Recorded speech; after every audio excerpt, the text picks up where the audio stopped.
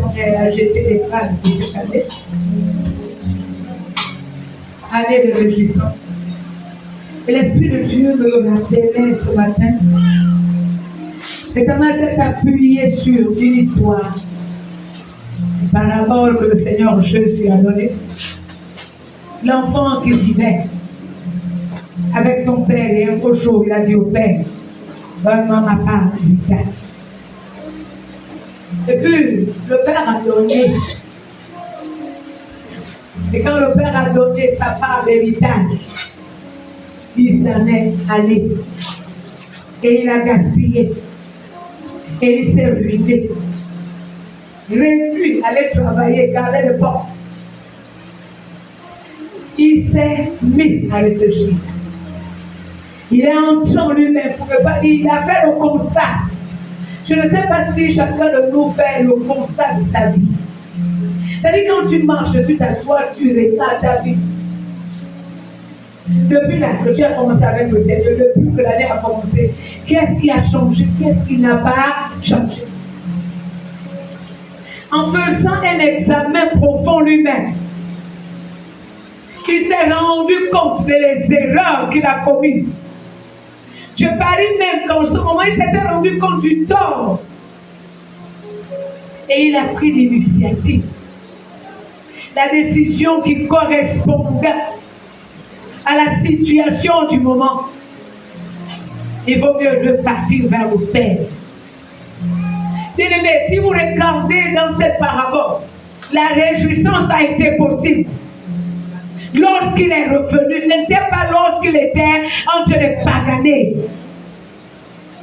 Et il faut que l'Église écoute Jésus ce matin. Dieu il a jeté les bases cette année, cette année de réjouissance. Mais on ne peut pas se réjouir quand on est en compte de paganer dehors. Il y en a les autres qui paganent dans les murmures, dans les lamentations. D'autres personnes sont dans la haine. Certains même sont dans la jalousie. Les autres sont dans l'orgueil. Ça ne marche pas. Il est temps que tu reviennes vers le Père. Et la Bible rend témoignage quand il est revenu.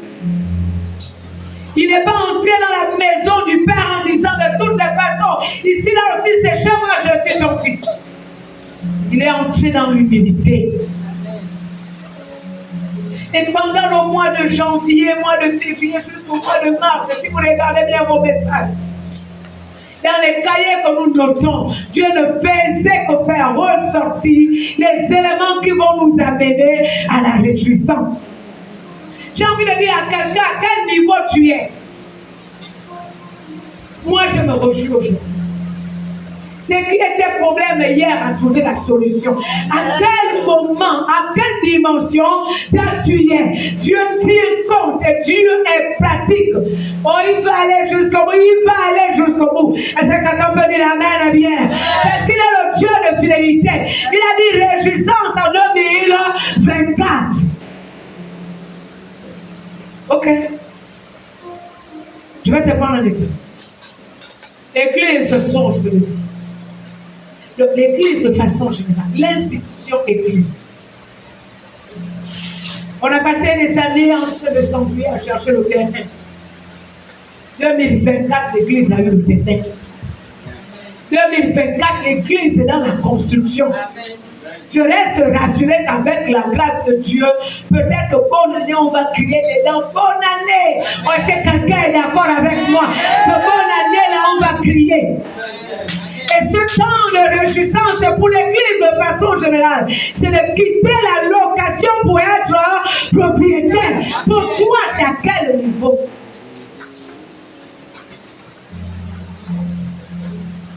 Toi, tu es à quel niveau, s'il te plaît? Je m'attendais à ce que quelqu'un parle de tâtonnement à la vérité. Je m'attendais à ce que quelqu'un parle des soucis à la joie. Le temps de réjouissance pour toi, là, c'est à quel niveau? Tu y es à quel niveau? Moi, j'ai commencé à toucher ce que j'attendais de la part du Seigneur. Est-ce qu'on peut dire amen bien? Amen. Toi, tu es à quel niveau? Parce que quand Dieu parle, rassurez-vous, ce n'est pas vous seulement, Dieu. Quand il dit toi, il commence par le prédicateur, la personne par qui il passe. Et le Seigneur a donné l'orientation cette année qu'on va bâtir les hôtels matériels de valeur. Qui avait entendu? Lève-la. Et là-dedans, moi aussi j'ai dit, je ne rate pas. Oh, je ne vais pas rater. Toi, tu es à quel niveau?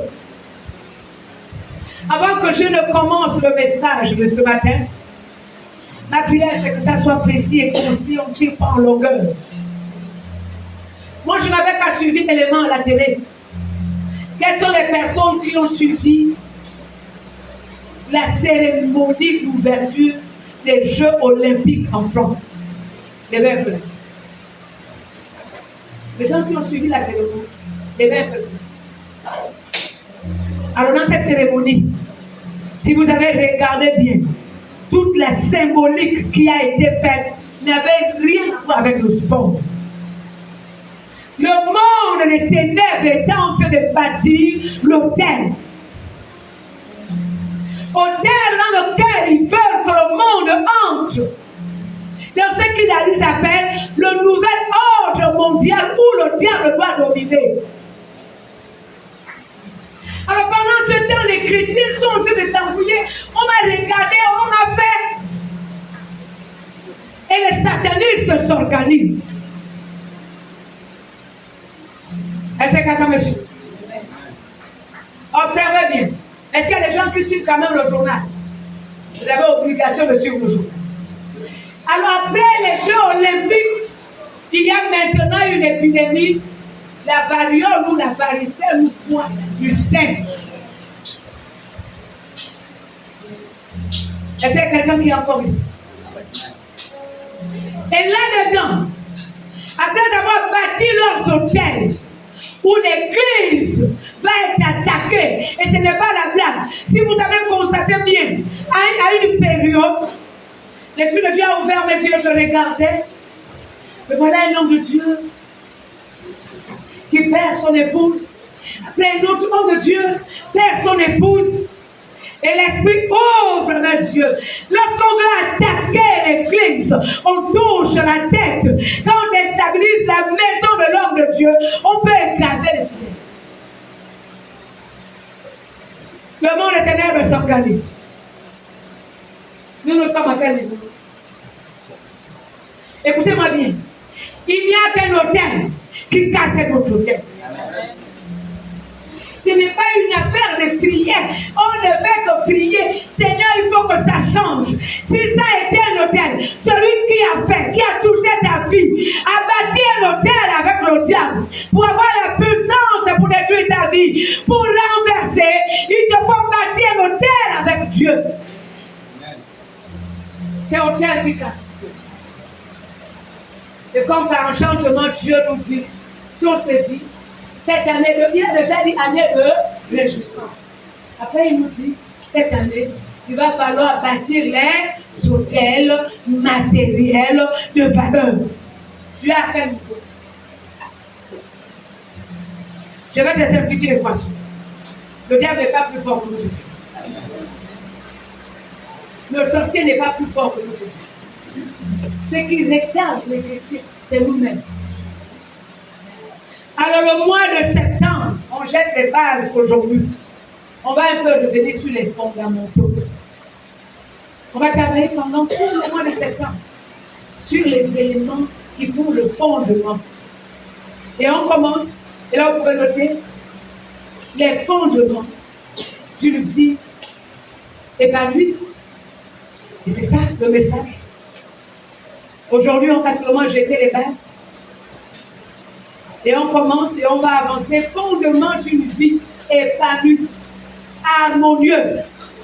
Et on ajoute encore quoi? Équilibrée.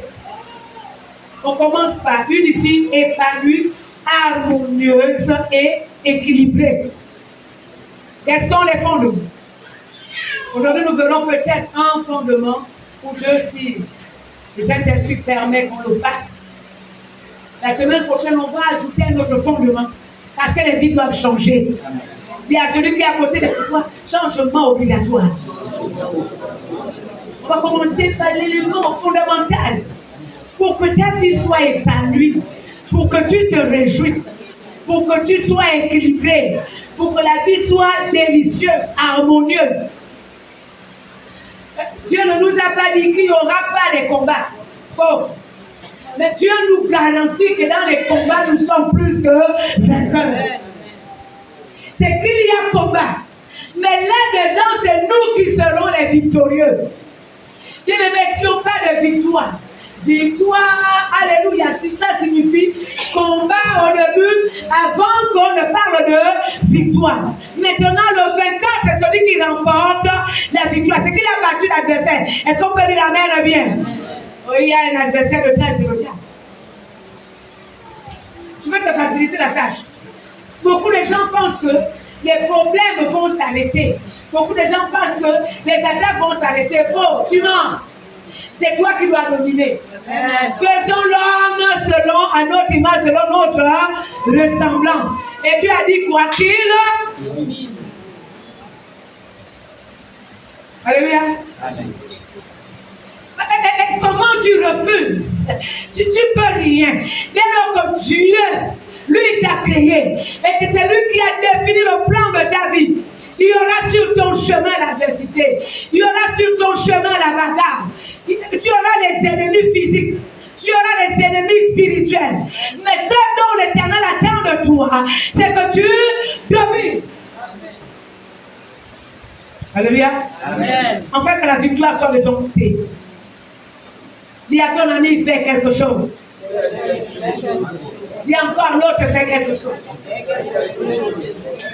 Tu as intérêt. Tu as intérêt à faire quelque chose. Est-ce que ça va pour tout le monde? Amen. Alors nous allons entrer dans le message.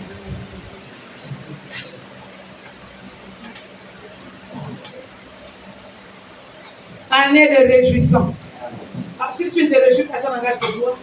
Si tu veux cotiser avec le trouble, ça n'engage que toi. En Christ, je suis venu me réjouir. Amen. Alléluia.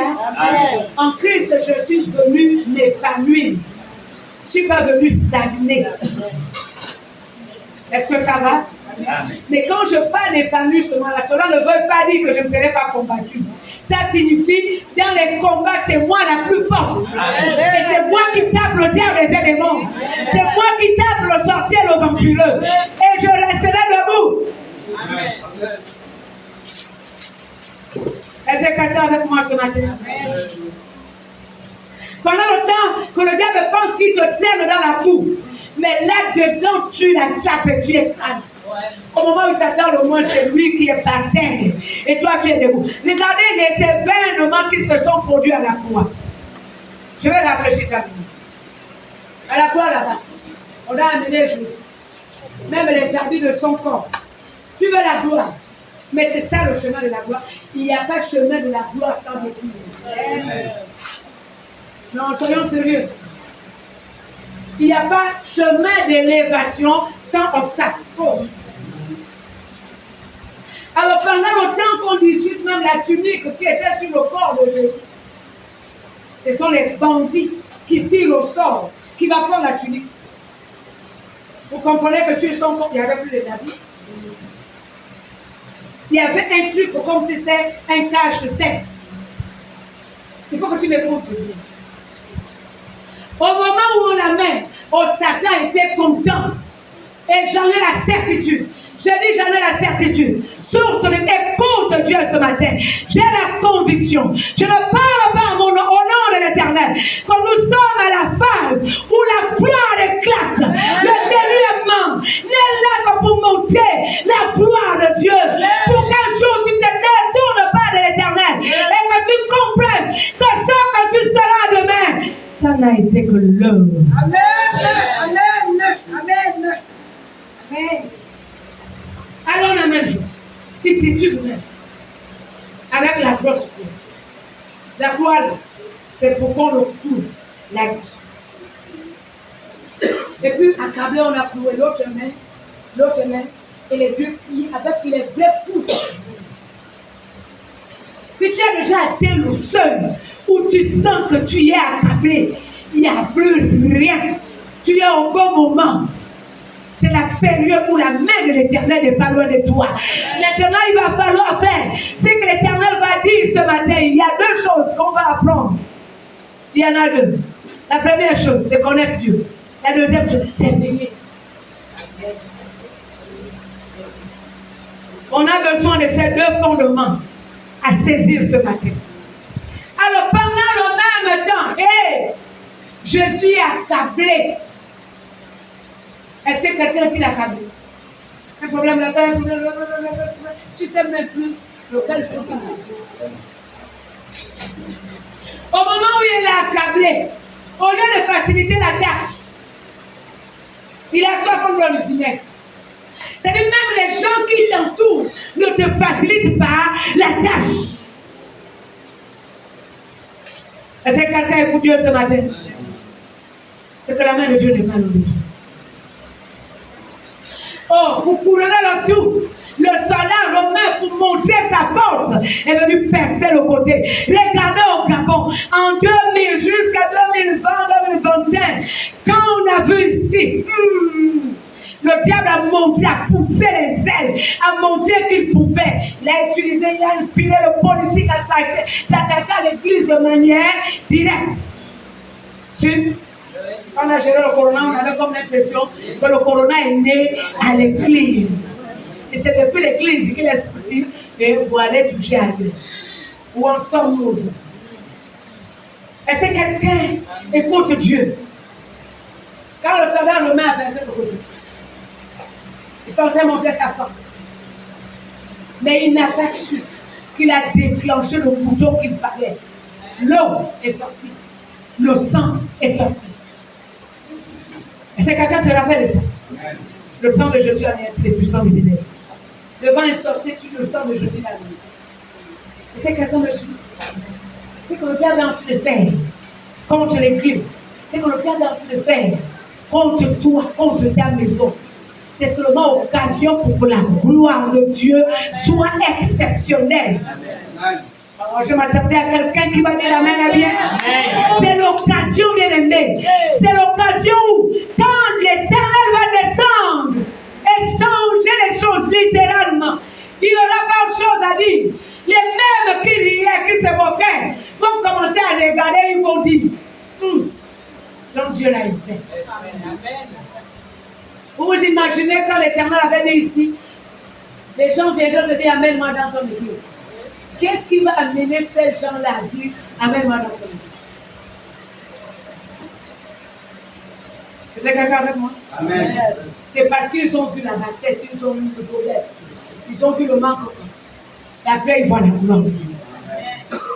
C'est la différence entre les deux là qui va faire en sorte que quelqu'un vienne te trouver pour dire ça chauffe chez moi, amène-moi dans ton église parce que là-bas il y a ce qu'il y a à arrangé ta vie. Oh, quelqu'un me dit amen.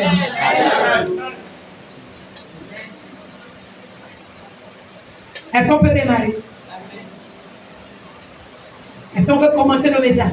Amen. Si toi tu laisses engage de toi, moi, au Gabon, on va me compter parmi les riches. Amen. Et quand je parle des richesses, là, je ne vois pas la voiture. Voiture, c'est quoi? J'ai déjà acheté 2 voitures de ma vie. Ce n'est pas la voiture qui est la richesse. La vraie richesse, c'est la puissance de Dieu. Être rempli par la présence de Dieu. Et lorsque la présence de Dieu te remplit, celui qui est dans sa grosse voiture s'arrête à carreau. Tu salue avec les deux mains. Oh, que la gloire soit rendue à Dieu. Je vais commencer par là. Alléluia. Mais ce ne serait pas tout. Dans la richesse, je vois l'abondance, la révélation. Et le peuple sera affamé. Et toi, tu vas arriver pour apporter la parole qu'il faut. Est-ce que quelqu'un peut accepter cela? Je vais un peu faire un petit nettoyage. J'ai découvert que ce qui embête l'église, beaucoup, pas l'église toute entière, ce qui embête beaucoup des chrétiens qui font l'église, c'est le copinage. Dieu est authentique. Il n'y a jamais de photocopie en noir et blanc, Jésus-Christ. Dieu ne fonctionne pas avec la photocopie en noir et blanc. Je vais t'expliquer de quoi il s'agit. On veut que ça se passe comme ça se passe dans l'église là-bas, ça se passe là, l'autre église. Ce ne serait jamais comme Dieu a vu ailleurs. Ce serait comme Dieu a décidé de faire ici. Tu ne saisis pas la parole. Elle va passer devant toi. La gloire va passer devant toi. Et tu resteras là planté parce que tu fais partie des gens qui attendent qu'on te verse l'huile d'onction sur la tête, on te secoue. On n'a pas besoin de te secouer pour changer ta vie. On a besoin que tu crois. On te donne la parole. Et lorsqu'on est grand, regardez bien, quand on élève un enfant, si tu es encore dans la dimension, qu'on met la cuillère dans la soupe ou dans la bouillie pour te mettre à la bouche, c'est que tu es encore nourrisson. Un enfant, c'est celui qui prend sa cuillère. Il sait mettre la cuillère dans la soupe. Il sait partir de l'assiette à la bouche. Et ceux-là que Dieu a préparés pour être grand, il sait quelle est la dose de la parole qu'il faut donner. Et il attend que les personnes mettent la parole de Dieu en pratique. Tout le folklore qu'on fait dans les églises ne peut pas changer quoi que ce soit. Regardez bien comment l'Éternel a créé le monde. Genèse, chapitre 1. On va un peu regarder. On a besoin de quelqu'un pour le lire. Donc on va simplifier les choses. Dieu ne fait que parler. En elle, moi je ne rate pas. Mon souhait c'est que je ne rate pas. Amen. Le verset 3 dit, Dieu dit que la lumière soit et la lumière fut. Est-ce que c'est la même chose dans votre vie? Que la lumière soit et la lumière. Est-ce qu'on peut dire amen bien? Amen. Est-ce que Dieu a imposé la main sur la terre? Oh, arrêtons le folklore. Dieu a parlé. Ce qui change les vies, c'est la parole. Amen. Vous vous attendez qu'on prie, on impose les mains, quand on impose les mains, tu peux rassurer. L'imposition de mains ne fonctionne pas s'il n'y a pas la parole qui soutient bas.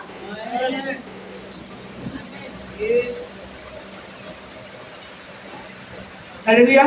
Amen. Oh, je bénis Dieu. Moi, je vais me forcer. Et je me réjouis encore. J'ai entendu le témoignage. Dieu a parlé. Dieu rend témoignage me concernant même ailleurs. Tant que moi, je continue à prêcher la parole. Et que je fais ce que lui, il veut. Il sera d'accord avec lui. Et je m'attends à décrocher le jackpot. Mais toi, ton jackpot est lié à la parole que l'Éternel te donne. Amen. Ce que tu en fais. Comment tu l'appliques dans ta vie. Ce ne serait pas quelqu'un. C'est toi-même. Est-ce que ça va? Amen. Alléluia. Amen. Tu peux encore ajouter un autre élément. Jésus serait venu, quand on parle de la résurrection de Lazare, Jésus serait venu devant la tombe parce qu'il y avait une pierre, n'est-ce pas? Est-ce que la Bible dit que Jésus a attrapé la pierre, a imposé la main sur la pierre? Le Seigneur Jésus arrive. Qu'est-ce qu'il a fait? Il a parlé. Lazare, sort. Il avait parlé. Nous voulons autre chose que la parole. Voulons pas vouloir. La parole va changer vos vies. Amen. Vous ne serez plus jamais les mêmes. En fait, ce qui me rassure, c'est qu'à toute vie, même un petit enfant, vous allez vous rendre compte, même un petit enfant, pose la question, ce qui va sortir, c'est la parole de Dieu. Amen. Alléluia. Amen. Je me souviens avec ma petite copine, on est à l'hôpital et une équipe arrive, les hommes de Dieu arrivent pour prier. Et puis, elle avant de prier, on pose la question à l'enfant. Tu connais Jésus? Et l'enfant donne la réponse. Le Jésus est son Seigneur. Il est mort à la croix. Amen. Donc l'enfant avait la doc. Est-ce que ça va? Amen. Est-ce qu'on peut démarrer ce matin? Les fondements d'une vie épanouie, harmonieuse et équilibrée. Quels sont les fondements? On commence aujourd'hui. On a le mois de septembre. Parce que octobre, là, il faut qu'on atteigne un autre niveau. L'Éternel nous a dit dimanche passé que ce n'est pas une affaire. Avec les... Le message était pratique. On a fait les simulations. Les gens sont debout et puis un enfant est derrière. Et le Seigneur nous a dit qu'il faut monter pour voir. Et on va monter dans la connaissance. On va monter dans la puissance de Dieu. Alléluia. On va monter dans le surnaturel avec l'Éternel pour voir clair. Et le mois de septembre, on va monter dans les fondements. On va entrer dans les profondeurs. Et les vies vont changer. Vie épanouie, une vie harmonieuse. Quels sont les fondements? À partir de Jean chapitre 8, verset 32.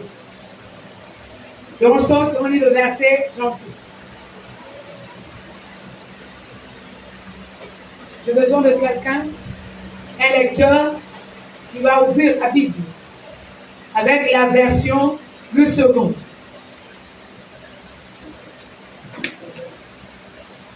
Jean chapitre 8, verset 32, et vous sautez, vous prenez le verset 36.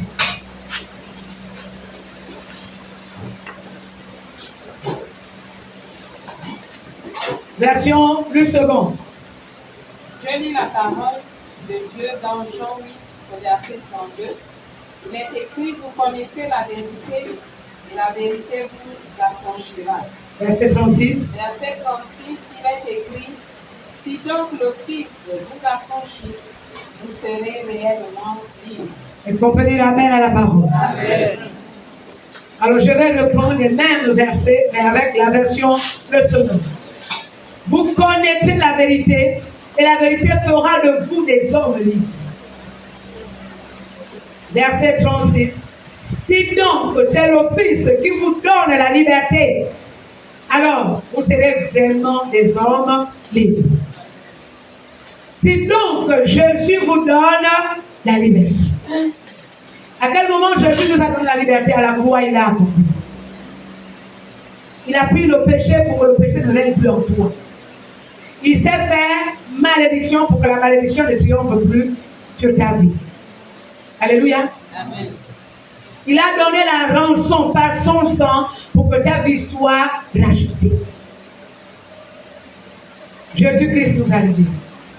Premier fondement, la connaissance de Dieu. On va mener une vie épanouie. On va mener une vie heureuse. On va mener une vie équilibrée. On ne peut le faire que si on connaît Dieu. Connaissons, cherchons à connaître l'Éternel. Sa venue est aussi certaine que celle de l'homme. Il reviendra pour nous. Connaître Dieu. Mais il s'agit de quel Dieu? On ne dit pas de faire la connaissance de Dieu, mais connaître Dieu. Alors je vais expliquer les deux réalités. Faire la connaissance de quelqu'un, c'est comme vous êtes coincé au marché, où vous attendez par exemple le bus, et vous avez sympathisé. Oh bonjour, bonjour. Ah, les taxis là, comme d'habitude. Vraiment, c'est compliqué. Et puis quand vous avez... Oh, on s'était vu où? Tu n'as fait que la connaissance. Tu as découvert de façon virtuelle, voilée, superficielle.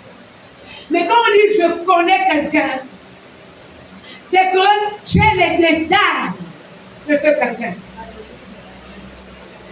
Tu as des informations totales et précises de ce quelqu'un.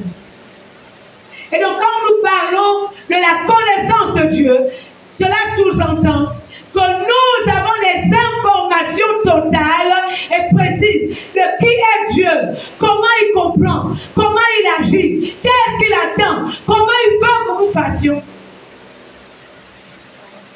C'est de ça que nous parlons ce matin. Et donc si tu ne sais pas qui il est. Tu ne sais pas ce qu'il attend de toi. Tu ne sais même pas comment lui il fonctionne. Tu arrives dans l'église. Au même moment, tu veux que Dieu te bénisse. C'est au même moment que tu refuses de faire ce que Dieu te demande de faire. Comment il fait pour Dieu? Et pourtant, tu écoutes la parole de Dieu. Dieu va jusqu'à te dire, murmure, c'est mauvais, tu murmures. Lamentation, c'est mauvais, tu te lamentes. Garder rancune, c'est mauvais, tu y es là assis. Comment? En gros, j'ai envie de dire, de manière chrétienne. On est à l'église, on est encore dans la rancune, on est dans l'amertume, on a des accusations, on ne connaît pas Dieu. On ne peut pas connaître Dieu et ne pas changer. Faux. On ne peut pas réellement se connecter à ce Dieu et ne pas changer. Il y a une chose que je sais, c'est que la chair est faible, mais l'esprit est disposé. Le Seigneur Jésus l'a dit, n'est-ce pas? Quand bien même la chair te déporte à faire ce qui est mauvais, il y a le Saint-Esprit qui t'a déjà te dit, ce que tu as fait là est mauvais. Mais si tu sens que le Saint-Esprit ne te reporte pas dans la bêtise, frère, soeur, il n'y a pas là. Soit il n'y a pas de lien entre Dieu et toi, soit que tu es déjà dans la mort spirituelle. Premier fondement, la connaissance de Dieu. Alors, qu'est-ce qu'on appelle la connaissance? C'est l'ensemble des informations complètes. C'est pas voilà. Ensemble des informations complètes qu'on a de Dieu. C'est de ça qu'on va parler. C'est le premier fondement. Ensemble des informations complètes qu'on a de Dieu. Qui il est. Tu dois le savoir. Comment il est. Qu'est-ce que le Dieu là aime? Qu'est-ce que lui il n'aime pas? Qu'est-ce que le Dieu là attend de toi? C'est de ça que nous allons parler. C'est le premier fondement. Si à ce niveau, le problème est résolu, tous les autres problèmes de la vie sont déjà résolus. Alléluia. Jean chapitre 4.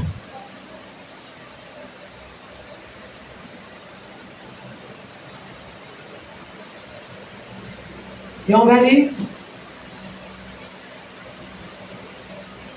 le verset 23. J'ai vraiment aimé l'histoire de la femme samaritaine.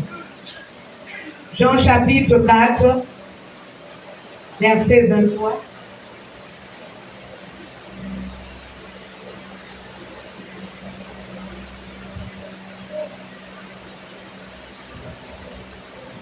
On va commencer par le verset 22, qui est aussi important. Vous adorez ce que vous ne connaissez pas. Nous adorons ce que nous connaissons, car le salut vient des Juifs. Mais l'heure vient, et elle est déjà venue, où les frères adorateurs adoreront le Père en esprit et en vérité, car ce sont là les adorateurs que le Père demande. C'est la réponse de Jésus-Christ à la femme samaritaine. Dans leur conversation, la femme samaritaine voulait montrer à Jésus-Christ qu'il maîtrisait. Elle maîtrisait. Elle entraîne le roi des rois dans ses débats en rapport avec l'adoration, l'exaltation. Un amour profond pour Dieu, c'est ça adorer. Adorer signifie aimer Dieu intensement, profondément, le vénérer, le glorifier, l'honorer lui seul. C'est ça l'adoration. Non pas parce qu'il a fait, mais parce qu'il est. C'est ça l'adoration. Et voilà la femme samaritaine ouvre un débat qu'elle ne maîtrise pas. Et le Seigneur Jésus lui dit, mais vous, les Samaritains, vous adorez ce que vous ne connaissez pas. Voilà pourquoi l'adoration était formelle, était superficielle. Nous adorons ce que nous connaissons. Parce que le salut vient des Juifs. Lorsque quelqu'un connaît qui est Dieu, il viendra ici, là. Il viendra pas blaguer.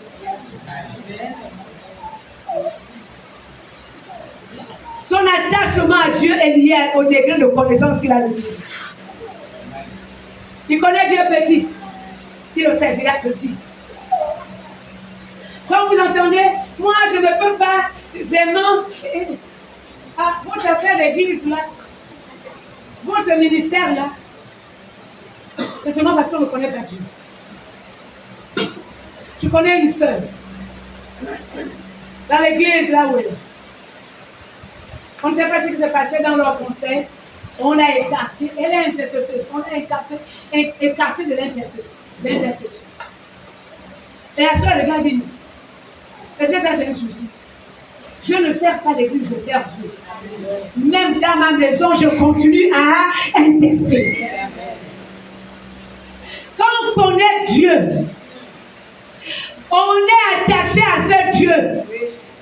On le sait. On n'attend pas les hommes. On n'attend pas l'approbation du pasteur pour servir Dieu. On n'attend même pas être encouragé fort. Parce qu'on le connaît. La motivation dans le cœur, c'est de le servir, le glorifier. Parce qu'on le connaît. Mais quand tu entends, oh, il faut venir à l'église, la personne ne connaît pas Dieu. Quand une personne découvre qui est Dieu, on ne va pas lui rappeler qu'il y a Dieu à l'église. Lui-même, il comprendra la nécessité de venir à l'église parce qu'il va rencontrer Dieu.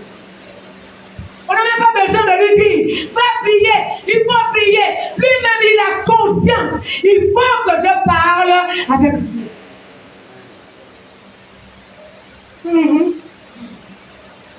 Aujourd'hui, dans les églises, les fidèles sont devenus comme les gros chariots de marchandises qu'on tire dans un supermarché. Tu vois, quand c'est trop plein là, tu pousses. Si les roues ne glissent pas sur les carreaux, ça t'embête toi-même. Donc le pasteur a de la peine à avancer parce que ce qu'il a prêché aujourd'hui, il regarde les vies. Après, tu te dis, mais donc tu les messages de la part. Tu reprends fort. À un moment, tu te remets en cause toi-même. Seigneur, si c'est moi qui suis problème, dis-moi la vérité. Je vais arranger. Après là, tu vas entendre le Seigneur va venir dire, non, c'est pas toi. Il faut encore enseigner. Il commence encore à enseigner. Pendant le temps qu'on enseigne, on attend que la parole change les visages, change l'état de cœur, les caractères. Après là, quand tu les vois là, même le païen me dit. Est-ce qu'on peut décider de connaître Dieu? Amen. La connaissance de Dieu nous amène à la hauteur, à la grandeur. Dieu ne partage pas sa gloire avec quelqu'un d'autre. Moi, je vais te dire le secret. Dieu partage sa gloire avec ses enfants. Amen. C'est quelqu'un d'autre. C'est quelqu'un d'autre. Mais tu n'es pas quelqu'un d'autre avec Dieu. Amen. Tu es le fils de Dieu. Tu es la fille de Dieu. Est-ce qu'on peut dire amen bien? Amen. Tu es co-héritier de Christ. C'est pas moi qui le dis, c'est la parole de Dieu qui le dit. C'est que le Père a donné à Christ te revient de toi. Si le Père a donné la gloire au Fils et que le Fils est en toi, la gloire est dans ta vie. Oh, c'est la vérité. Permettez le Seigneur me montrer une fois, quand il m'a parlé, il m'a enseigné de l'affaire de l'âme. J'ai aimé ce ministère. Pour que le Saint-Esprit m'amène à le décortiquer avec vous. Regarde, Jésus-Christ arrive, la ville de Jérusalem, si j'ai bonne mémoire. Jésus est sur l'âne. Nos amis catholiques en ont fait une fête, la fête des rameaux. Et le Seigneur me dit, regarde, on a déposé les rameaux par terre, n'est-ce pas? Jésus était sur l'âne, n'est-ce pas? Qui a marché sur les rameaux? C'est l'âne, ce n'est pas Jésus-Christ. Et c'est quelqu'un m'a suivi. Tant que tu portes le Jésus dans toi, il va t'amener à la gloire, à la hauteur. Les honneurs qu'on acclamait Jésus, l'âne aussi a reçu les honneurs. Parce que c'est lui qui portait Jésus. Oh, arrête de blaguer avec ta vie chrétienne. Arrête de blaguer avec ton engagement avec Dieu. Laisse-toi.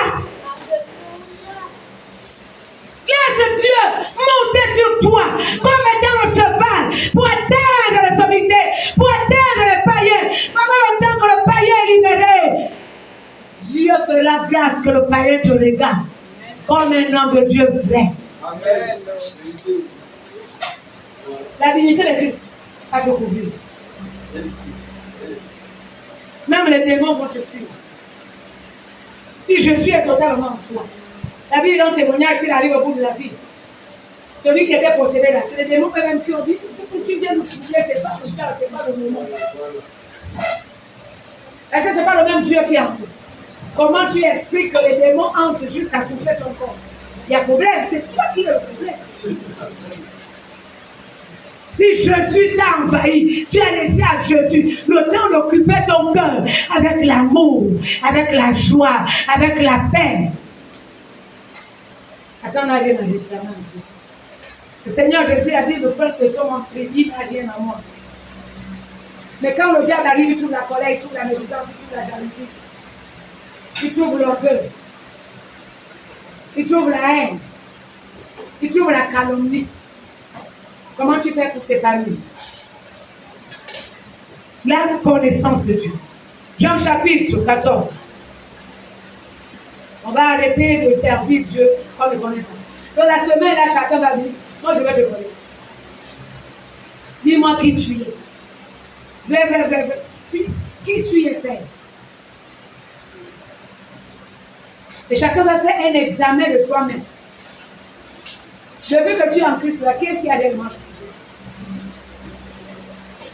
Quand le Dieu rend témoin, c'est dans 2 Corinthiens, chapitre 5, verset, à partir du verset 17. Si quelqu'un a appris les choses anciennes sont, voici toutes choses sont devenues nouvelles. Bon, toi-même tu as fait le test. Donc, personne ne sera avec toi. Le Saint-Esprit sera avec toi.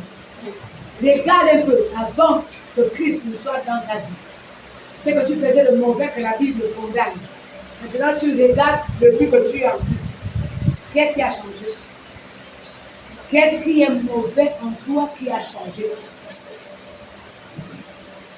Là, on peut faire le bilan, hein, l'auto-examen. Et chacun va le faire pour soi-même. Mais si rien n'a changé, comment tu fais? On ne trompe pas Dieu. Dieu n'est pas le grand-père de quelqu'un. Il restera le Dieu.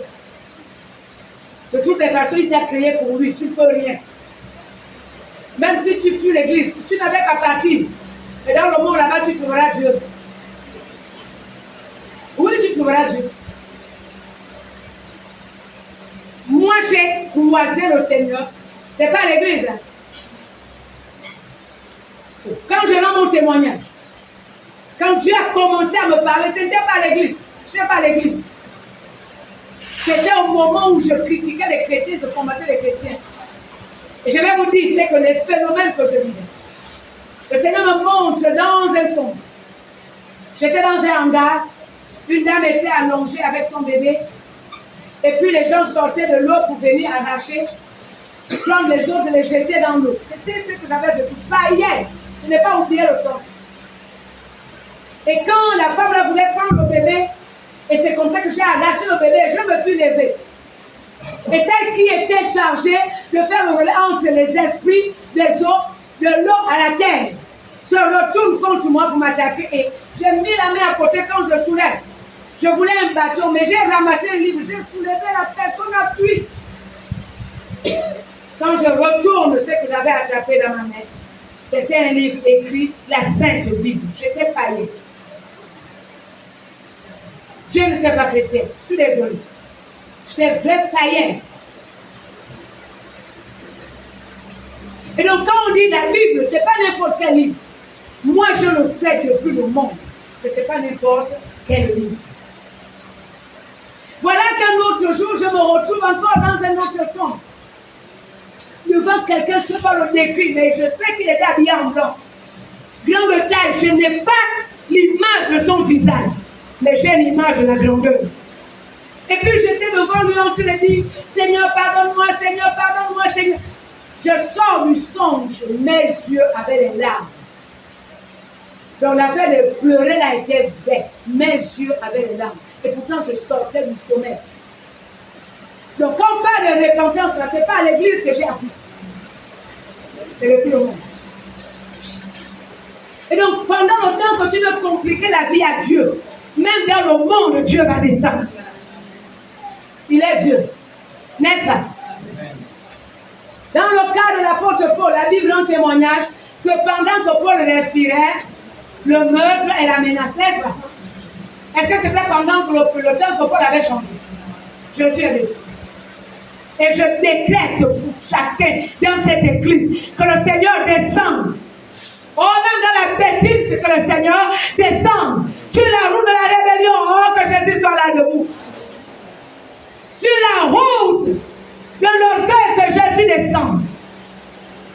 Et là, chacun comprendra qu'on a affaire à celui qu'on ne peut pas tromper, on ne peut pas vaincre. Il est, il restera le Dieu Tout-Puissant. Est-ce que c'est bon? Donc, je vais encore ajouter un autre élément. L'affaire de Jonas. Qui a entendu l'histoire de Jonas? Il y a même les dessins. Dieu dit à Jonas, il va à Ninive. Jonas dit, direction à Tarsis. Dieu, il est bon. Là où il s'est embarqué, là, Dieu a seulement secoué l'eau. La nature, c'est lui qui a créé. C'est entre ses mains. Bien-aimé, je te donne le conseil. Quand tu sens que la vie est compliquée, tout est verrouillé, assieds-toi et dis, Seigneur, j'arrange-nous. Sinon, Satan n'est pas plus fort que le diable. Satan n'est pas plus fort que Jésus-Christ, le Dieu que nous prions. Est-ce qu'on peut dire amen? Je vous l'ai dit. Si ça se complique, arrange avec ton Créateur. Et lui, il écrase ton adversaire. C'est quelqu'un avec moi? Est-ce que quelqu'un peut dire amen? La connaissance de Dieu. Allons, on va le lire. Jean chapitre 14, verset 6 à 14. Qu'est-ce qui est dit? Cette fois-ci, c'est le chapitre 14. On ne va pas faire comme la femme samaritaine, les Samaritains pensaient servir Dieu. Il y a beaucoup de Samaritains dans l'église. Mélange entre le spirituel et la chair. Quand on connaît Dieu, on le craint. On ne peut pas se voter au péché. Ce n'est pas possible. La connaissance de Dieu amène la crainte de ce Dieu. On ne peut pas le connaître et ne pas le craindre. Tu verras même que c'est dégoûtant de vivre dans le péché. Notre Dieu est bon. Verset 6, Jésus lui dit, je suis le chemin, la vérité et la vie. Nul ne vient au Père que par moi. Si vous me connaissez, vous connaîtrez aussi mon Père. Et dès maintenant, vous le connaissez. Et vous l'avez vu. Hein? Philippe lui dit, Seigneur, montre-nous le Père. Et cela nous suffit. Jésus lui dit, il y a si longtemps que je suis avec vous. Et tu ne m'as pas connu. Philippe, celui qui m'a vu a vu le Père. Comment dis-tu montre-nous le Père? Ne crois-tu pas que je suis dans le Père et que le Père est en moi? Les paroles que je vous dis, je ne les dis pas de moi-même. Et le Père qui demeure en moi, c'est lui qui fait les œuvres. Et c'est quelqu'un sur le langage de Jésus. Croyez en moi, je suis dans le Père. Et le Père est en moi. Croyez du moins à cause de ses œuvres. En vérité, je vous le dis. Celui qui croit en moi fera aussi les œuvres que je fais. Et il en fera le plus grand parce que je m'en vais au Père.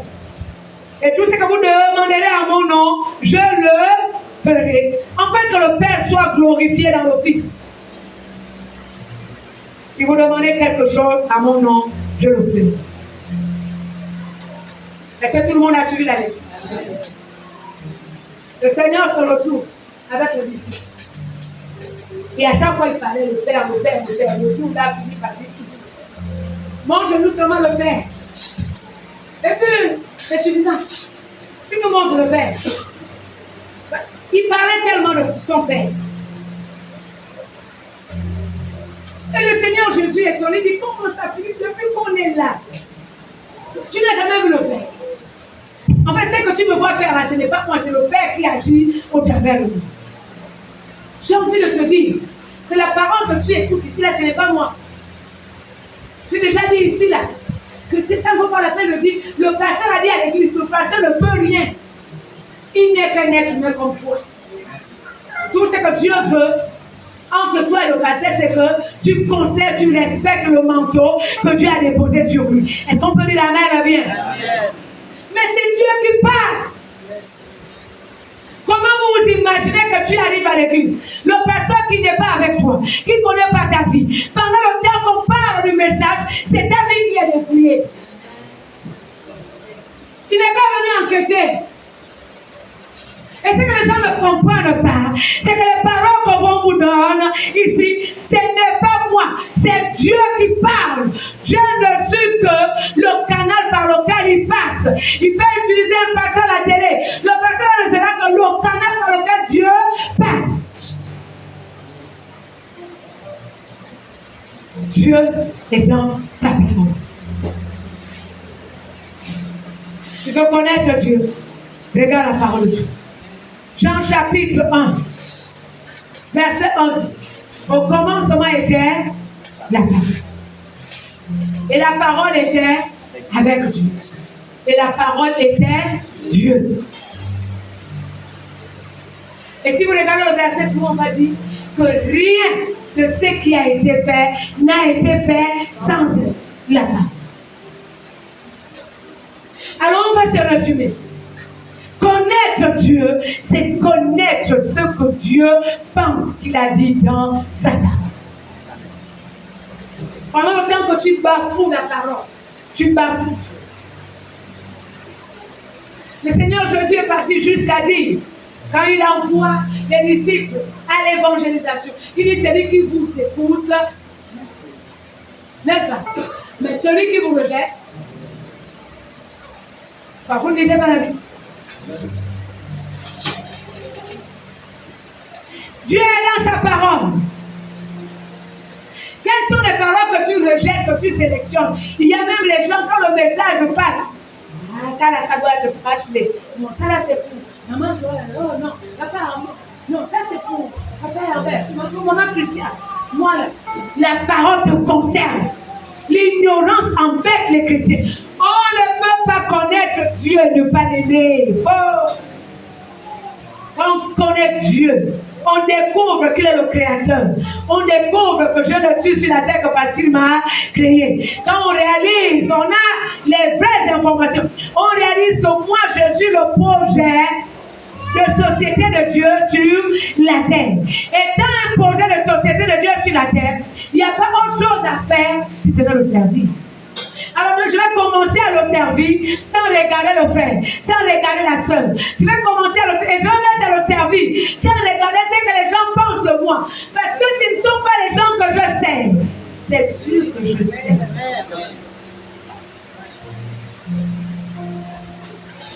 On a dit, je ne viens plus à bord de lui. Tu connais ta vie. Ce n'est pas une affaire de vie.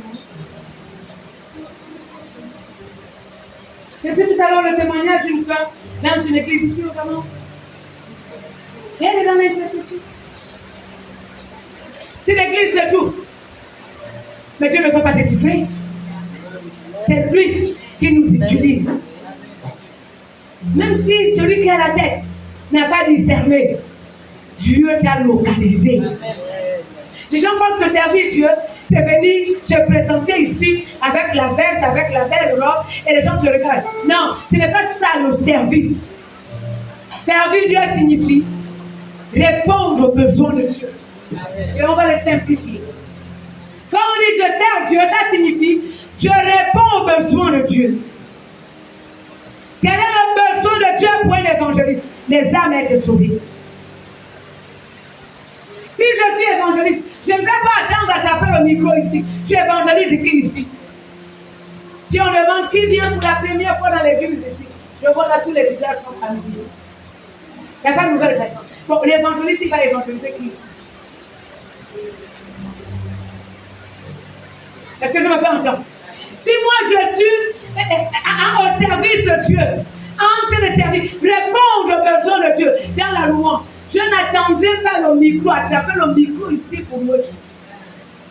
Dans ma maison, je libère l'onction. L'onction qui parle de ma maison visite la maison du voisin. Parce que la puissance que je vais dégager dans la louange ici, là, va toucher la maison qui est à côté. Si je suis dans l'intercession, je n'attends pas que le pasteur organise. Il y a un jeûne de prière à l'église. Non, je me mets. Parce que je veux répondre aux besoins de Dieu. Les âmes doivent être sauvées. L'église doit avancer. Mon pays doit changer. Est-ce qu'on peut dire amen bien? Et pendant le temps que je suis seul, je m'applique. Je ne priais non pas décréter à l'église, mais parce qu'il y a le fardeau dans le cœur. Maintenant pour le prédicateur. Ah, l'église aujourd'hui est pleine. Vraiment l'église est... Non, celui que Dieu a envoyé, c'est celui qui est dans le besoin. Donne-lui la parole. Est-ce qu'on peut dire amen bien? On a comme l'impression que ceux-là qui n'étaient pas là plus sont plus importants que ceux qui sont présents. En fait, la parole de Dieu est destinée. Ah. Et Saint-Esprit, autorise-moi de parler. Voilà le Seigneur Jésus-Christ se retire. Quand il s'était retiré, le jour de la transfiguration, qui a déjà lu l'histoire de la transfiguration, est-ce que les 12 disciples étaient avec lui?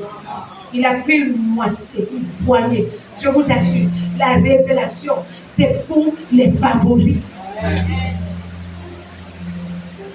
Si l'Éternel a envoyé, ceux-là qu'il a envoyés, il y a un message pour eux. Et si tu es là ce matin, c'est que le message là te concerne, toi. Est-ce qu'on peut laisser le service? Ah, moi j'irai quand même le dimanche prochain. Tu connais Dieu. Tu vas choisir les jours pour venir à l'église. Tu manques. La connaissance de Dieu modifie notre caractère. Quand on connaît Dieu, on va ressembler à ce Dieu. On va aimer comme lui. On peut pardonner comme lui. On peut agir comme on peut parler. On imite le langage de Dieu. Mais quand tu fais du mal, qu'est-ce que tu te dis au-dedans de Dieu? Qu'est-ce que Dieu ferait? J'ai entendu un témoignage d'une soeur. Elle était embêtée par une situation familiale. Elle s'en va voir son mentor, pour ne pas dire sa mère spirituelle. Je fais comme dans ma situation. Et puis la mère spirituelle lui dit, qu'est-ce que Jésus ferait? Et la personne elle lui répond, Jésus va pardonner et aimer. Va le faire. On ne peut pas connaître Dieu et avoir de la haine. Dieu est amour. Genèse chapitre 1, verset 26, l'Éternel dit, faisons l'homme à notre image et selon. Si Dieu est amour, toi aussi tu dois manifester l'amour. Si elle a la haine, si elle a l'amertume, si elle a la rancune, la nature de Dieu n'est pas en toi. Tu ne connais pas Dieu. Est-ce qu'on est encore ensemble? Amen. Quand on connaît Dieu, on aura foi en lui. Et c'est la véritable foi. La foi qu'on ne tremble pas devant les situations. Est-ce qu'on peut dire amen? Amen. Dieu a dit, je fais. Alléluia. Dieu a dit, je fais quoi? Je fais. Je ne raisonne pas. Maintenant, je vais te poser la question, Dieu t'a dit quoi? Donc, je vais te rappeler un fait, ce que Dieu a dit pour l'année 2024. Année de réjouissance, n'est-ce pas? Mais pendant le temps que Dieu a parlé année de réjouissance, tu vas entendre là-dedans, les problèmes là sont trop. Est-ce que Dieu a dit année de réjouissance, j'ai déjà arrêté le diable? Est-ce que c'est ce que Dieu a dit? Mais quand on connaît Dieu, on n'est pas limité par les circonstances de la vie. On le sait, quelle que soit la situation. On se réjouit, quelle que soit la situation. L'apôtre Paul avait découvert le secret qu'il savait vivre dans le contentement. Quand il est riche, il est en joie. Quand il n'y a rien, il est en joie. Mais il y a les chrétiens qui, le visage change. Quand il y en a dans la poche, Dieu, tu es bon. Dieu, tu es bon. La poche est pleine. Au lieu de dire, la poche. Maintenant, quand l'épreuve sévit, je ne sais pas pourquoi je parle même à l'église. Regarde comment les gens se moquent même de moi, Seigneur. Ça c'est la même personne. Tu blagues avec. Lorsqu'on connaît Dieu, on est en permanence joyeux. La joie du Seigneur. Je suis célibataire. La joie du Seigneur. Et je m'en vais soutenir les maris. Donc je n'ai pas d'enfants. La joie du Seigneur. Et je garde les enfants des autres. Et si quelqu'un peut comprendre ça, je suis dans le chômage. La joie du Seigneur. Oh, Seigneur, bénis les travailleurs. Oh, donne-leur la sagesse de gérer leur argent. Moi, je n'ai rien. Quand on connaît Dieu, on répond aux besoins de Dieu. On s'associe avec Dieu. On devient ouvrier avec Dieu sur la terre. On œuvre. Alléluia. Ça, c'est le premier fondement. On connaît Dieu. On ne limite pas le service. Parce qu'on est heureux. On sert Dieu quelles que soient les situations. Plusieurs fois, je suis venu servir Dieu ici. D'abord, le dimanche passé, j'étais ici, là. Rassurez-vous, il y avait les situations que je vais dans la maison. Combien de fois je dormais à l'hôpital? Je dors à l'hôpital le matin, je suis ici, en train de chanter, danser, servir, prêcher. Et j'encourage.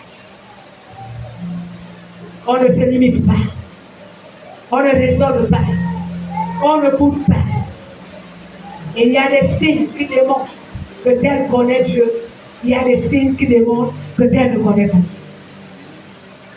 Être porté aux œuvres de la chair signifie qu'on ne connaît pas Dieu. Deuxième fondement, veillez.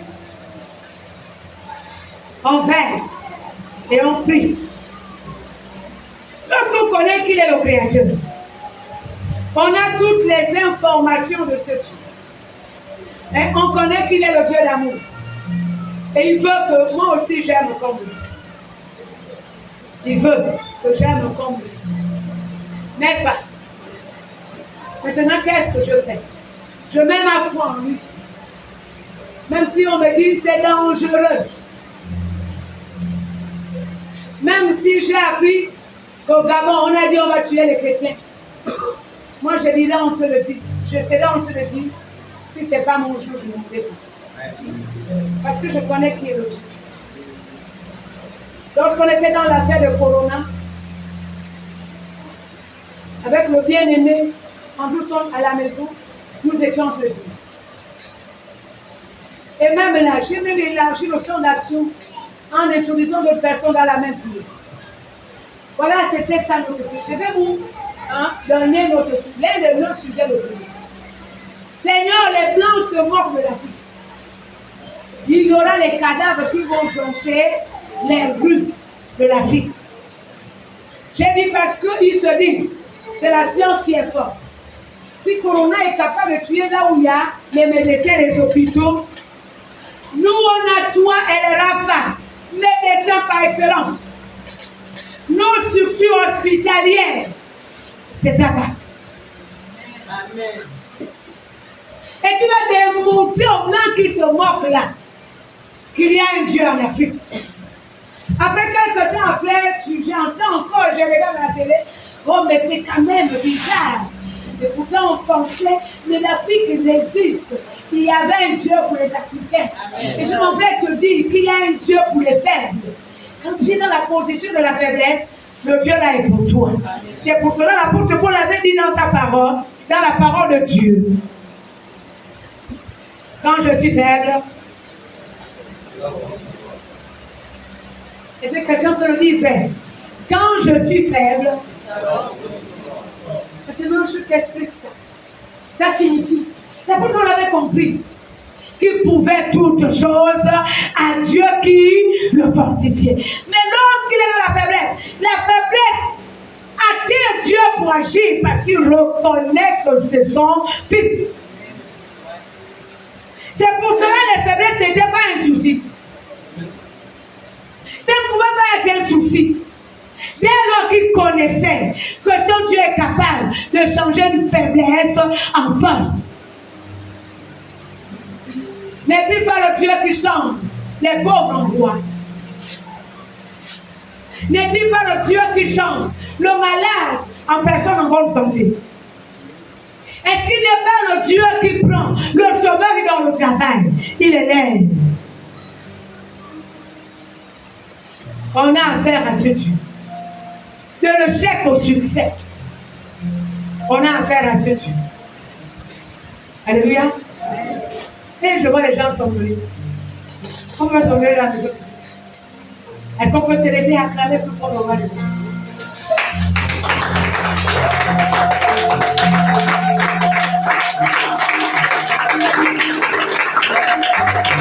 J'ai dit on acclame le roi de Dieu.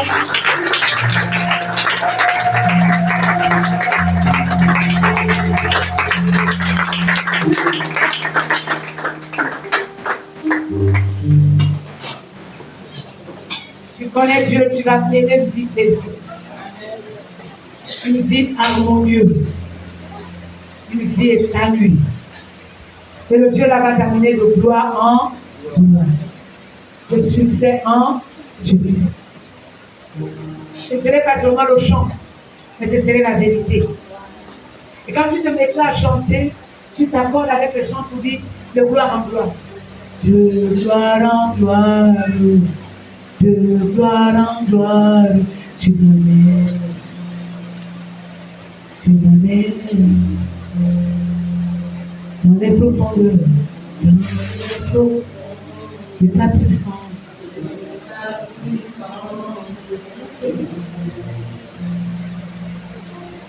Tu vois là où Dieu t'a ramassé, il t'a lavé. Non seulement il t'a amené à connaître la sainteté, tu es le péché, mais tu te lèves pour sortir aussi les autres du péché. De gloire en gloire. Jésus est venu dans ta vie parce que tu étais malade. Il t'a guéri. Par toi, il passe pour guérir la multitude des personnes. De gloire en gloire. Deuxième point. Et on a dit, veillez. Matthieu chapitre 26, 38 à 41.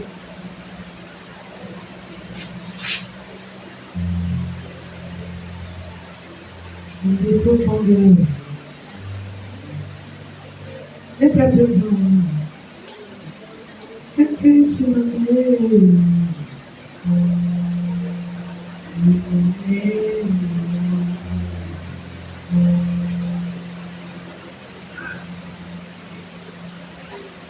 Verset 38. Les profondeurs de ta puissance, tu m'amènes.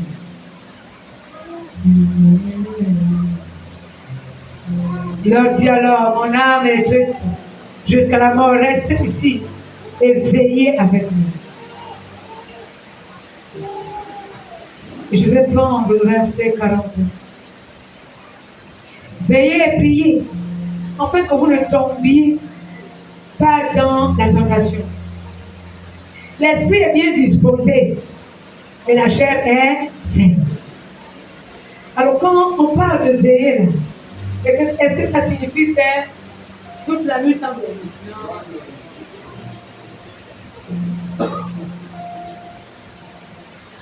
En d'autres termes, le Seigneur, je suis tenté de dire, exerce la surveillance, c'est ça veiller. Prends garde, c'est ça veiller. Veiller et prier. Les deux vont le faire. Tu veux une vie épanouie, fais et prie. Alors maintenant, on va savoir sur quoi nous devons veiller. On doit veiller sur l'état de nos cœurs. C'est de l'abondance du cœur que la bouche parle. Oui, il y a une personne dans la Bible qui dit, et moi, Seigneur, a gardé mon cœur plus que toute autre chose. Celui qui a parlé avec les hommes. Veillez sur son cœur. Quand dans ton cœur, tu commences à avoir les sentiments, quand on parle du fer, ça picote. Quand on parle de la sœur, le cœur se fend. La chute n'est plus loin de toi. Si dans ton cœur, tu commences à vivre la situation, tu vois l'autre prospérer. Pourquoi lui? Pourquoi pas moi? Enfin, le diable n'est plus loin de toi. L'état du cœur détermine notre élévation. Si, c'est l'état du cœur. Il y a une histoire. Les disciples viennent au Père de Jésus. Oh, c'est là-bas, qui sera le plus grand? Le problème des égos. On veut être grand parce qu'on veut dominer. On veut être grand parce qu'on veut être vu. Et puis le Seigneur Jésus, dans la réponse, a été pratique. La grandeur selon Dieu. Le plus grand, c'est celui qui est au service de Dieu. Et que quelqu'un me dise amen. Vous voyez que dans même dans les maisons, le plus grand, celui qui est incontournable, celui qui est très utile, c'est celui qui est serviable. Amen. Que tu ne veux pas servir. Je dis le plus grand. C'est celui qui est incontournable pour la famille. C'est celui qui est serviable. C'est celui qui est au service de tout le monde. Parce qu'il est au service de tout le monde. Il devient incontournable. Lorsque le besoin se fait sentir chez l'autre, on a besoin de lui. C'est lui là le plus grand. Alléluia. Ce n'est pas une grandeur, ce n'est pas une grandeur selon le monde. Parce que pour les païens, le grand, c'est celui qui est porté sur la chaise.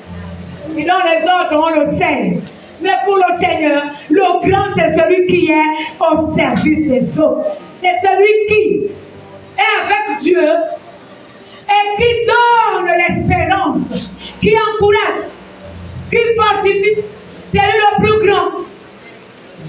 Les gens me prennent pour m'inviter dans la famille. Non, c'est toi le grand dans la famille. C'est pour cela que tout ne peut se faire sans toi. Oh, que quelqu'un me dise amen bien. Vous savez ce que c'est. Vous avez peur de quoi? D'affirmer. Pour vous-même, vous faites partie des grognants. Des gens qui pensent qu'ils sont perchés. Quand ce que Dieu te donne peut servir pour la multitude, Dieu te donnera encore, il te donnera encore, il te mettra au sommet.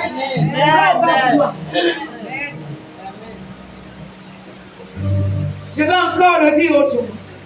Plus tu te retiens pour aider les autres, plus le Seigneur le sera parmi toi. D'abord, ce que tu dois savoir, c'est que les grands, ils n'attendent pas que les gens leur viennent en aide. Parce qu'il y a quelqu'un qui leur vient en aide. Dieu. Pendant le temps que tu es grand, c'est Dieu qui t'alimente, qui te fortifie. Ceux qui sont autour de toi là sont petits. Ils ne peuvent pas t'apporter de l'aide parce qu'ils sont plus petits que toi. Et si tu es dans la situation, dans la famille, dans la maison, quel que soit l'endroit où tu as de la peine à être, à trouver de l'aide des êtres humains. Sache que tu fais partie des grands. Ceux qui sont autour de toi sont petits. Ils ne peuvent pas t'apporter ce dont tu as besoin parce que toi tu es grand. C'est dans ce que tu as mis en toi que tu vas couper pour donner à ceux qui sont petits. Dis amen, bien. Est-ce qu'il y a des grands dans la salle? Amen.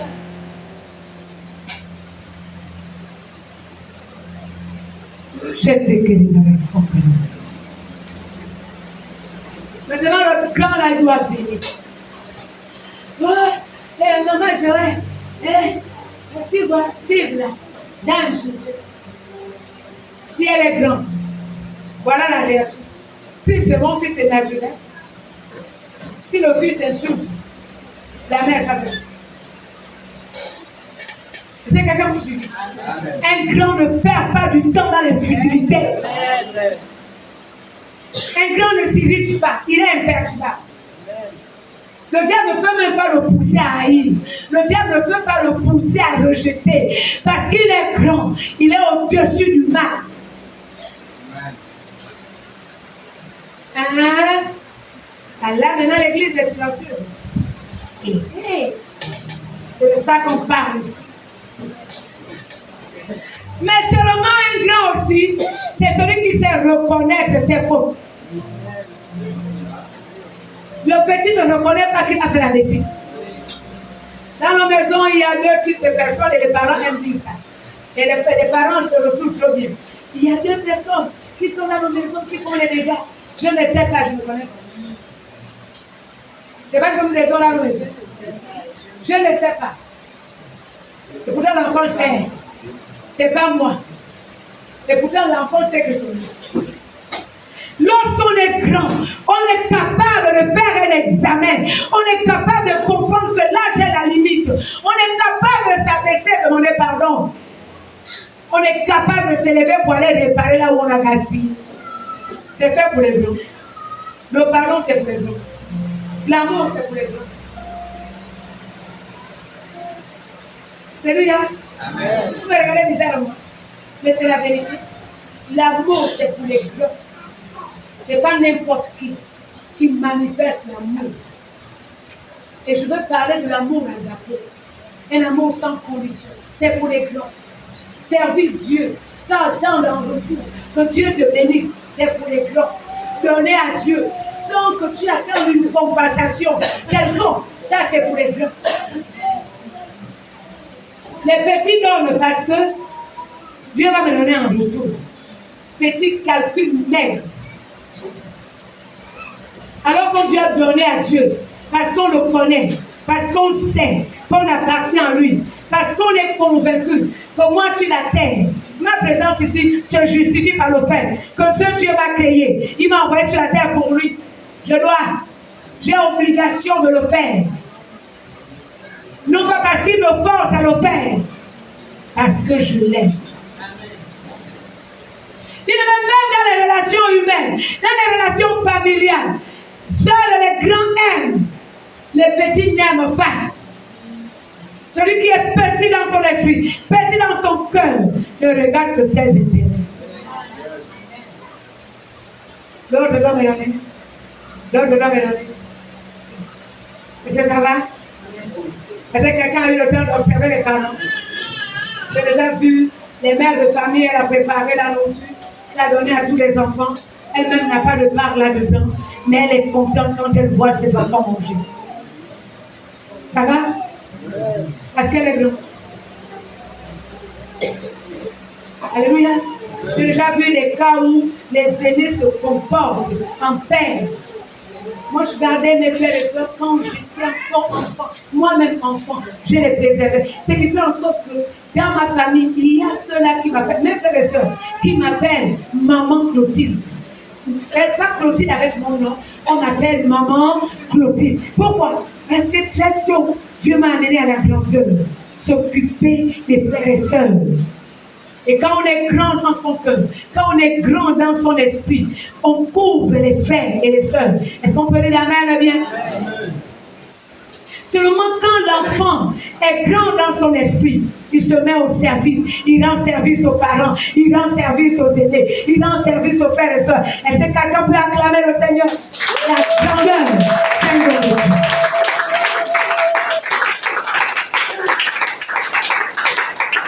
Vous pouvez prendre même un enfant plus petit. Vous allez vous rendre compte, quand on dit les enfants sont égoïstes, non.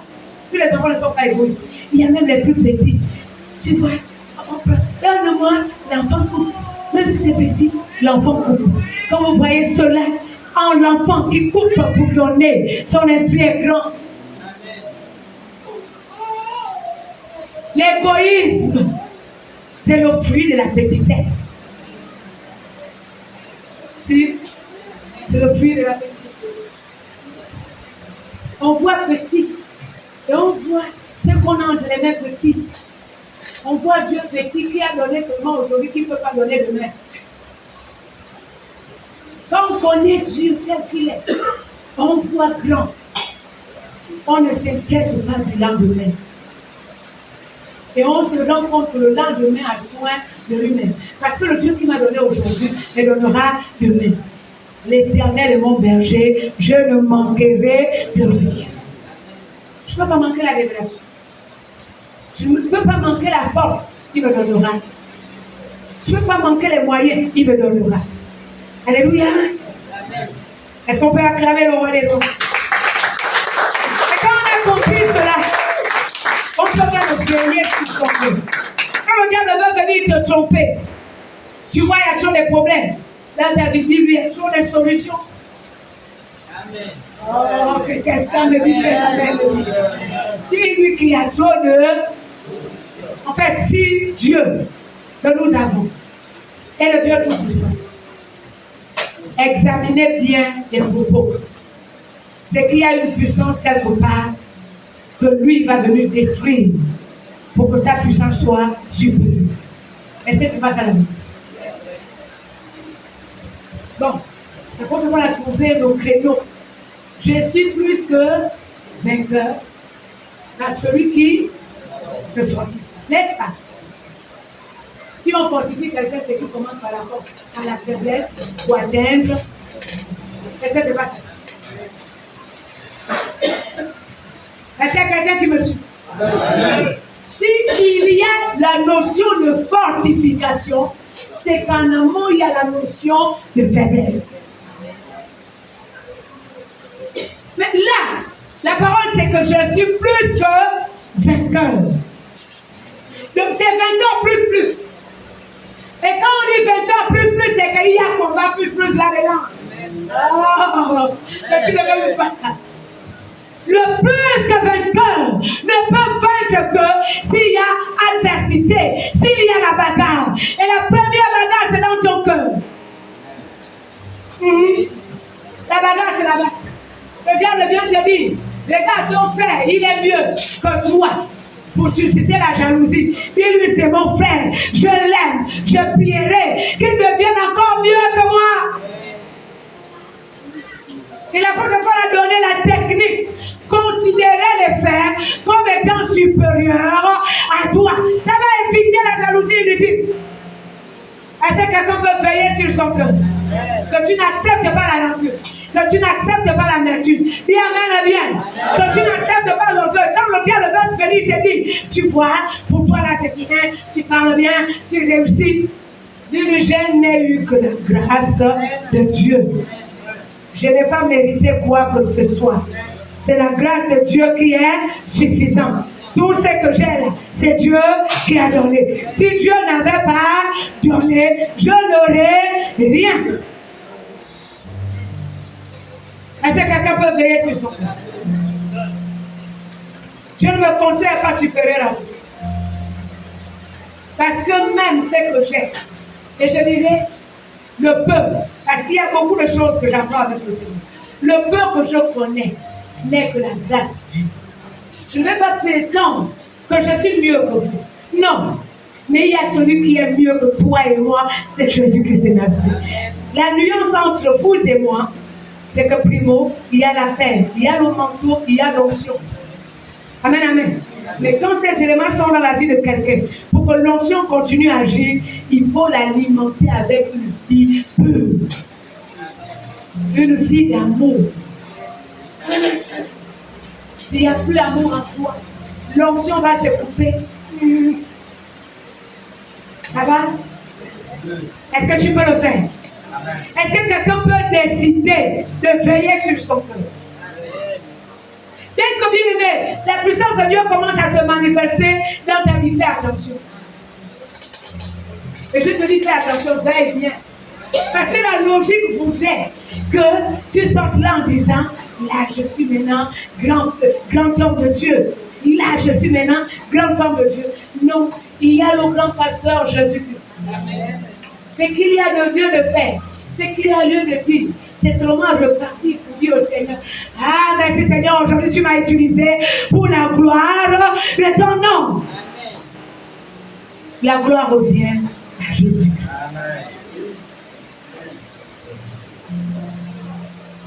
N'attends pas que quelqu'un vienne te dire, tu as bien pressé aujourd'hui, tu as bien presté aujourd'hui. Perte de temps. Mais si au moins quelqu'un peut dire, ah, parce que oh, la parole là m'a donné vie. L'essentiel a été fait. Là, Il y a quelqu'un que Dieu a libéré. Il y a quelqu'un que Dieu a transformé. Il y a quelqu'un que Dieu a béni. Est-ce que quelqu'un m'écoute? Est-ce que tu peux comprendre ça?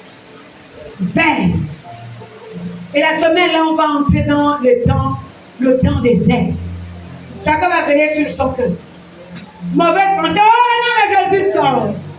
Amen, amen. Amen. Quand le diable veut venir souffleter les mauvaises pensées en toi, tu vois vraiment, il y a des choses que le diable fait. Vous savez pourquoi il nous attaque trop? Il veut vider la paix. La paix, c'est le carburant du chrétien. S'il y a encore la paix en toi, il ne peut pas te vaincre.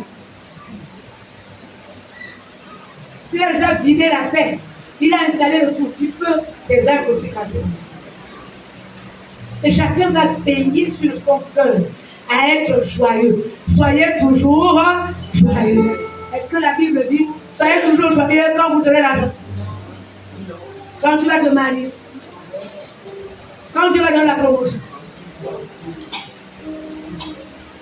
Quand on a ce défi à relever cette semaine, tu te réveilles, tu vois le diable qui multiplie les problèmes. Et tu regardes, tu souris. La joie du Seigneur est ma force. Tu crains, tu loues, tu adores. Je ne vous dis pas ce que j'ai entendu, je vous dis ce que je fais.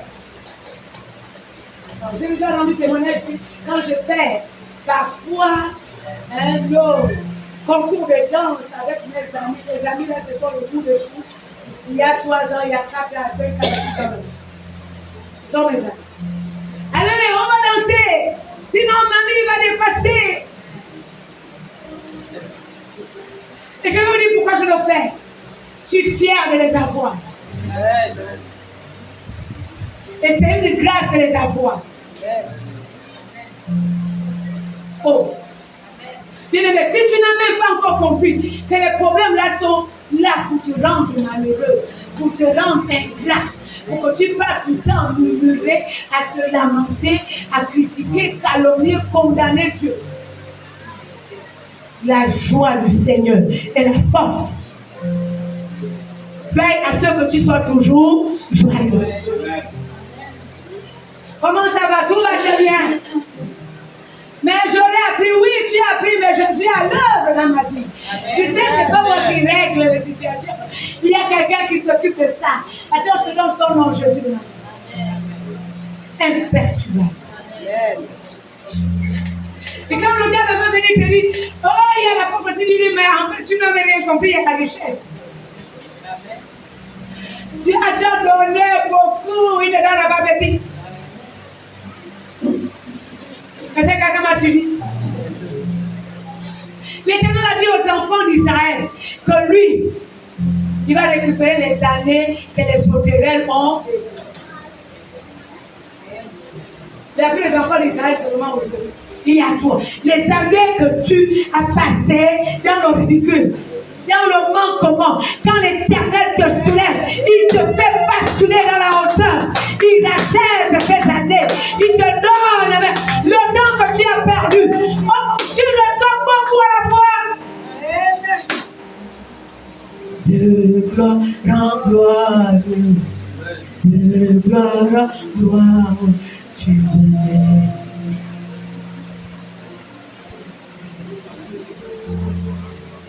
Et quand on dit prier, ce n'est plus la mendicité.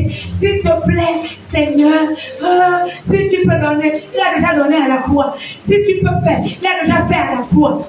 C'est réaliser que le Dieu qui en moi est le plus fort. Et quand on dit on prie là, c'est pour s'élever et commencer à déclarer les deux choses. C'est la dimension de la prière que Dieu veut que nous exerçons.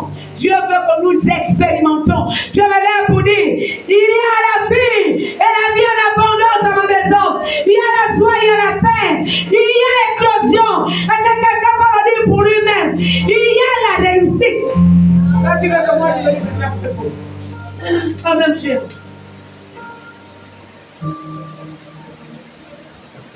Si le diable commence à te dire tu es malheureux, dis-le, regarde bien comment je suis heureux. Tu ne vois pas la gloire de Dieu dans ma vie.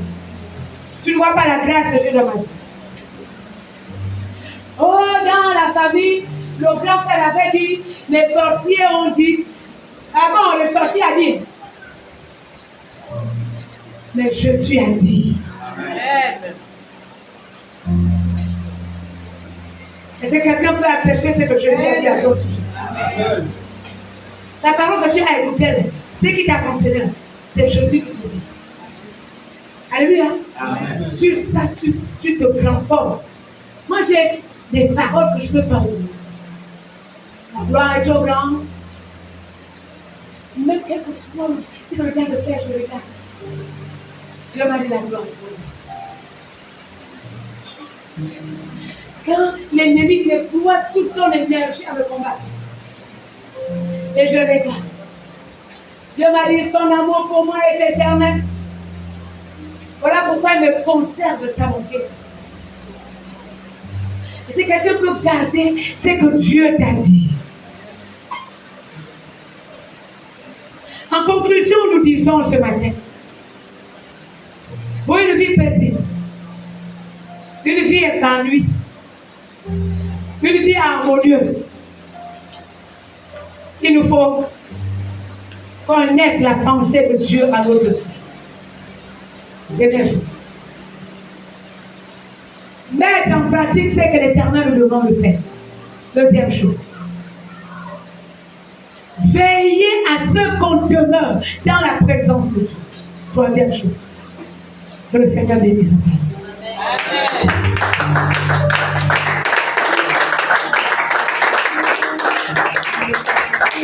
On fait, on demeure. C'est pas aujourd'hui on est entré dans la présence de Dieu.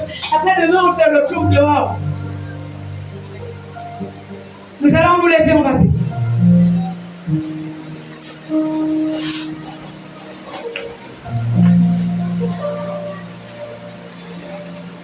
Que chacun prie selon la parole.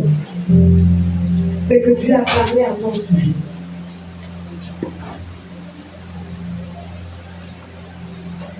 Nous élevons nos voix.